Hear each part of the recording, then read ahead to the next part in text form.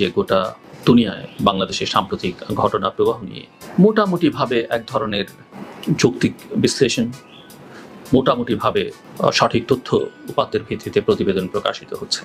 বাংলাদেশে কিছুটা গণমাধ্যমের স্বাধীনতা সংকট আছে, কারো কারো ভাষায় অনেকটাও আছে, কারো কারো ভাষায় কিছুটা, আমি আমার ভাষার কথা বলছি না, এবং জনগণের এক ধরনের আস্থাহীনতা আছে বাংলাদেশের গণমাধ্যমের উপরে।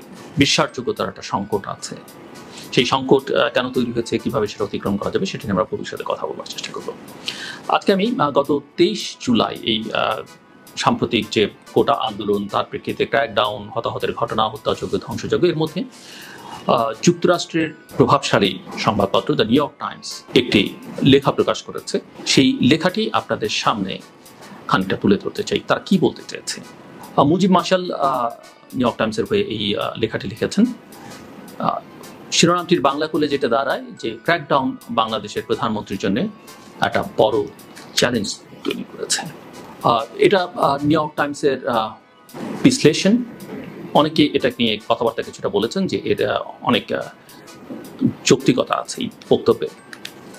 যুক্তরাষ্ট্রের শীর্ষ দৈনিক, আমি এবং শুধু শীর্ষ না, সার্কুলেশনের অর্থে প্রভাবশালীও নিউ ইয়র্ক টাইমস বাংলাদেশের চলমান যে কোটা আন্দোলন এবং এটিকে কেন্দ্র করে সহিংসতা নিয়ে একটা বিশ্লেষণে বলছে যে এবারের বিক্ষোভে কমপক্ষে 150 জন নিহত হয়েছে এবং প্রধানমন্ত্রী শেখ হাসিনার ক্ষমতায় আসার পর এটি এখন পর্যন্ত তার জন্য সবচেয়ে বড় চ্যালেঞ্জ তৈরি করেছে।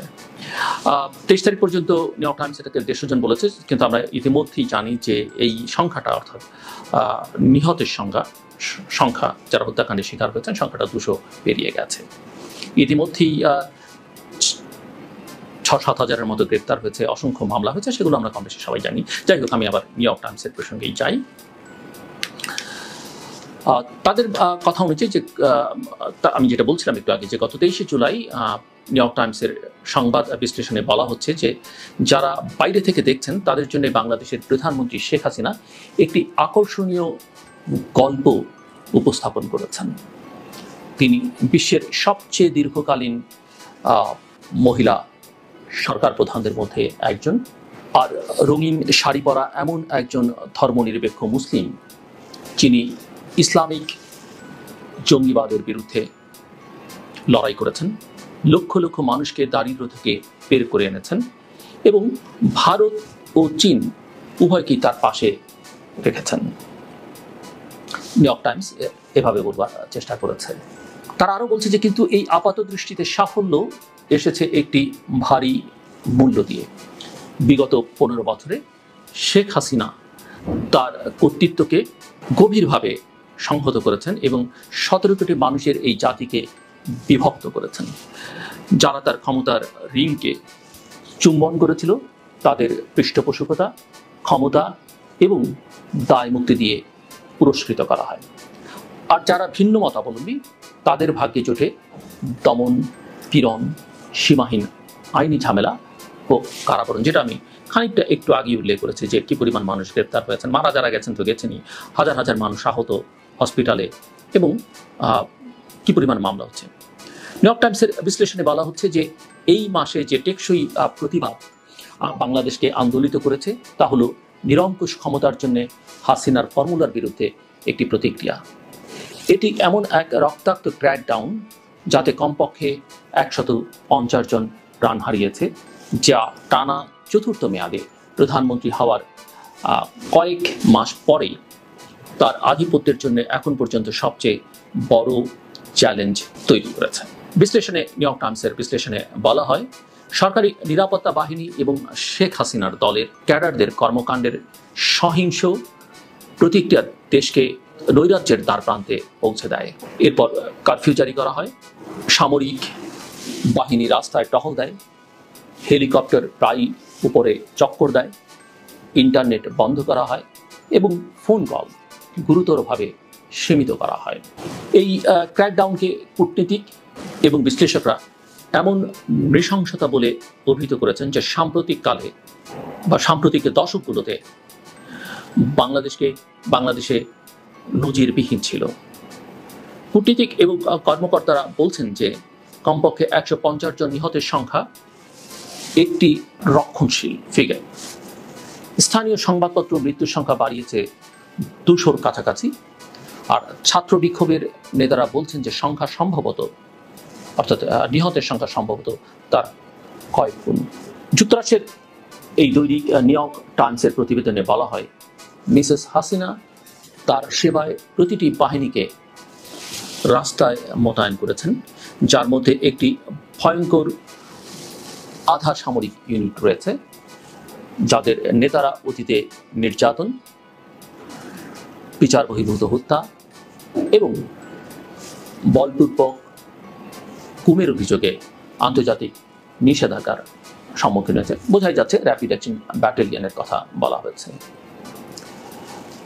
নিউ ইয়র্ক টাইমস বলছে যে একজন সিনিয়র কূটনীতিকের উদ্ধৃতি দিয়ে নিউ ইয়র্ক টাইমসের বিশ্লেষণে উল্লেখ করা হয় যে বিক্ষোভের নৃশংস প্রতিক্রিয়ার প্রতিবাদে একদল বিদেশি রাষ্ট্রদূত বাংলাদেশের পররাষ্ট্রমন্ত্রীর সঙ্গে দেখা করেন। এখানে আসলে পররাষ্ট্র মন্ত্রণালয়ের পক্ষ থেকে আসলে তাদের ডাকা হয়েছিল, সেটা বলে রাখা ভালো। নিউ ইয়র্ক টাইমস বলছে যে তারা উদ্বেগ প্রকাশ করেছেন যে বাংলাদেশের নিরাপত্তা বাহিনী ছাত্র বিক্ষোভকারীদের উপর দমন পীড়নে হেলিকপ্টার এবং জাতিসংঘ শান্তিরক্ষীদের গাড়ি ব্যবহার করা হয়েছে।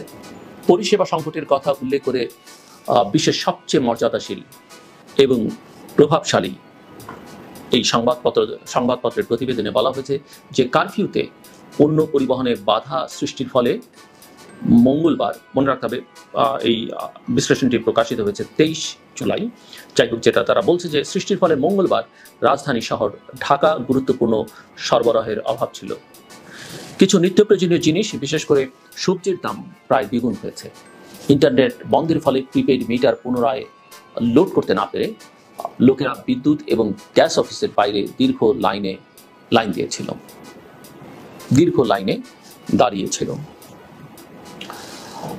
পত্রিকাটি উল্লেখ করছে, সরকার বিভ্রান্তি ছড়ানো বন্ধ করবার উদ্দেশ্যে যোগাযোগ বা কমিউনিকেশন ব্ল্যাক আউট করা হয়েছে বলে দাবি করলেও এটি নিহতের সংখ্যাকে আড়াল করেছে বলে মনে করা হয়। সেলফোন ফুটেজে দেখা যায় যে নিরাপত্তা কর্মকর্তারা বিক্ষোভকারীদের লক্ষ্য করে গুলি ছুটছেন অথবা রাস্তার উপর নির্বিকারভাবে লাশ ফেলে দিয়েছেন। এটা আমরা দেখেছি যে কিভাবে গাড়ি থেকে লাশ ফেলে দেওয়া হচ্ছে, পুলিশ কিভাবে সেই লাশ বা অসুস্থ আন্দোলনকারীকে পাশে রেখে অন্যদের উপরে গুলি চালাচ্ছে, কিন্তু একজন অসুস্থ বা মৃত্যু পথযাত্রীকে বাঁচাবার কোনো চেষ্টা তারা করেন, এটা আমরা দেখেছি। যাই হোক, নিউ ইয়র্ক টাইমসের বিশ্লেষণমূলক এই প্রতিবেদনটিতে বলা হয় যে জনাকীর্ণ ঢাকা মেডিকেল কলেজ হাসপাতালে সাংবাদিকরা বর্বরতার ব্যাপক প্রমাণ দেখতে পান। চোখে পেলেট গান এবং রাবার বুলেটের আঘাত দিয়ে অন্তত 39 জনকে সেখানে ভর্তি করা হয়েছে। তাদের মধ্যে অন্তত অর্ধেক এক বা উভয় চোখের দৃষ্টিশক্তি হারানোর ঝুঁকিতে রয়েছেন বলে জানিয়েছেন চিকিৎসকরা। সংখ্যাটা আরো অনেক বেশি আমরা সবাই জানি। যাই হোক, যে কথা বলছিলাম যে নিউ ইয়র্ক টাইমসের ওই প্রতিবেদনে আরো বলা হচ্ছে যে শেখ হাসিনা দেশের ক্যারিশমেটিক প্রতিষ্ঠাতা নেতা শেখ মুজিবুর রহমানের কন্যা। তিনি 1975 সালে একটি সামরিক অভ্যুত্থানে পরিবারের অধিকাংশ সদস্য সহ নিহত হন। 28 বছর বয়সী মিসেস হাসিনা ও তার এক বোন তখন বিদেশে ছিলেন এবং গণহত্যা থেকে বেঁচে যান। তার ট্রমা, অর্থাৎ প্রধানমন্ত্রী শেখ হাসিনার কথা তারা বলছেন যে তার ট্রমা তার রাজনীতির চালিকা শক্তি হয়ে ওঠে।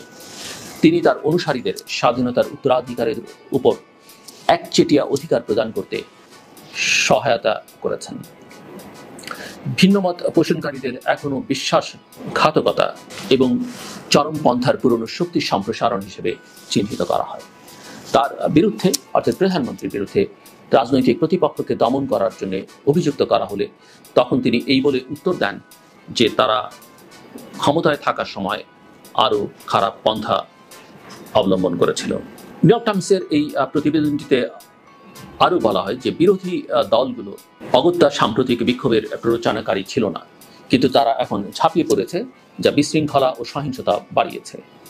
মিসেস হাসিনার ক্র্যাকডাউন তাদের উন্মুক্ত করে দিয়েছে যখন তিনি তাদের আইনি পদক্ষেপে আটকে ছিলেন এবং ভয় দেখিয়ে তাদের চুপ করে দিয়েছিলেন। অর্থাৎ প্রধানমন্ত্রী কিভাবে বিরোধীদের চুপ করে দিয়েছিল সে কথা নিউ ইয়র্ক টাইমস বলছে। যুক্তরাষ্ট্রের প্রভাবশালী এবং বিশ্বের অত্যন্ত প্রভাবশালী এই দৈনিক নিউ ইয়র্ক টাইমসের মতে এই অভ্যুত্থানটি মিস হাসিনার জন্য দুভাবে বিপজ্জনক প্রমাণিত হতে পারে। এটি ব্যাপক অর্থনৈতিক দুর্দশা নিয়ে আসতে পারে, আর তার পাশাপাশি তার বাড়াবাড়ির দিকে, অর্থাৎ প্রধানমন্ত্রীর বাড়াবাড়ির দিকে সবার মনোযোগ কেন্দ্রীভূত হতে পারে, যেটা আমরা ইতিমধ্যেই লক্ষ্য করছি। নিউ ইয়র্ক টাইমসের এই প্রতিবেদনটিতে আরও বলা হচ্ছে, শেখ হাসিনার অর্থনৈতিক সাফল্যের গল্প ইতিমধ্যেই উন্মোচিত হয়ে গেছে। পোশাক রপ্তানির উপর দেশের নির্ভরতা তার প্রান্ত সীমায় পৌঁছেছে বলে মনে হচ্ছে, এবং সরকার প্রবৃদ্ধির বিকল্প উৎস খুঁজে পেতে লড়াই করেছে। মহামারী অর্থাৎ কোভিড-19 এবং ইউক্রেনের যুদ্ধের ব্যাঘাতগুলো অর্থনীতিতে আঘাত এনেছিল, যার ফলে জ্বালানি ও খাদ্যের দাম বেড়ে যায় এবং বৈদেশিক রিজার্ভ কমে যায়। অর্থনৈতিক উদ্বেগের এই পরিবেশে সরকারি চাকরিগুলো ছিল লোভনীয়, স্থিতিশীল একটা বিকল্প। এর মধ্যেই তরুণদের মধ্যে এমন একটা অনুভূতি ছিল যে সেই চাকরির পদটি প্রশ্নপত্র ফাঁস ও কারচুপির মাধ্যমে বন্ধ করা হয়েছে। কিন্তু যে বিষয়টি তাদের রাস্তায় নামিয়েছে তা হলো যে এই চাকরির অর্ধেক কোটা রাজনৈতিক পৃষ্ঠপোষকতা প্রাপ্তদের জন্য সংরক্ষণ করা হয়েছে। বাংলাদেশের ইতিহাসে অনেক সময় ধরেই এই কোটা ছিল।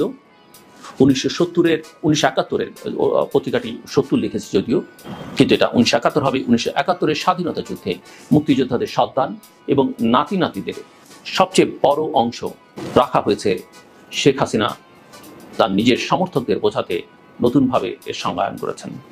অর্থাৎ তারা যেটা বলছে যে এই কোটা আসলে মুক্তিযোদ্ধার কোটা হলো ক্ষমতাসীনদের আশীর্বাদ পুষ্টরাই এর সুবিধা পান, কারণ বাংলাদেশের প্রকৃত মুক্তিযোদ্ধা কে না সেটা বোঝা এখন অনেক দুর্বহ।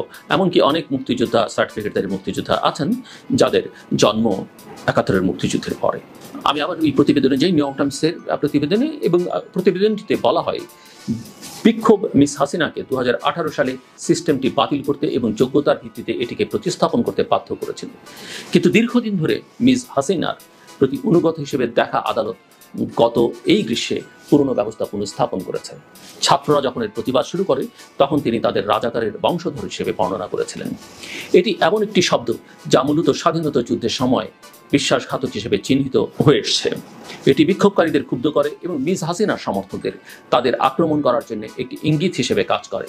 এরপর জাতীয় রাষ্ট্রীয় টেলিভিশন ভবনে, নতুন পাতাল রেল লাইনে এবং পুলিশের গাড়িতে ভিড়ের আক্রমণ সহ সহিংসতা ও বিশৃঙ্খলার ঘটনা ঘটে। নিউ ইয়র্ক টাইমসের মতে মিস হাসিনার মন্ত্রী এবং উপদেষ্টারা বলেছেন যে রাষ্ট্র শুধু অবকাঠামো রক্ষা এবং আইনের শাসন বজায় রাখার জন্য কাজ করেছে এবং তারা মৃত্যুর তদন্তের প্রতিশ্রুতি দিয়েছে। রোববার দেশটির সুপ্রিম কোর্ট যুদ্ধের প্রবীণদের জন্য সংরক্ষিত সরকারি চাকরির সংখ্যা কমিয়েছে। শুধু প্রবীণ নয়, আসলে তাদের নাতিপুতিদের জন্যও, সন্তানদের জন্য তো বটেই। নিউ ইয়র্ক টাইমস বলছে যে শেষ পর্যন্ত যদিও মিস হাসিনার রাজনৈতিক ভাগ্য নির্ভর করতে পারে সামরিক বাহিনী তার পক্ষে দৃঢ়ভাবে থাকবে কিনা বা অতীতের মতো তার বাজি রক্ষা করবে কিনা তার উপর।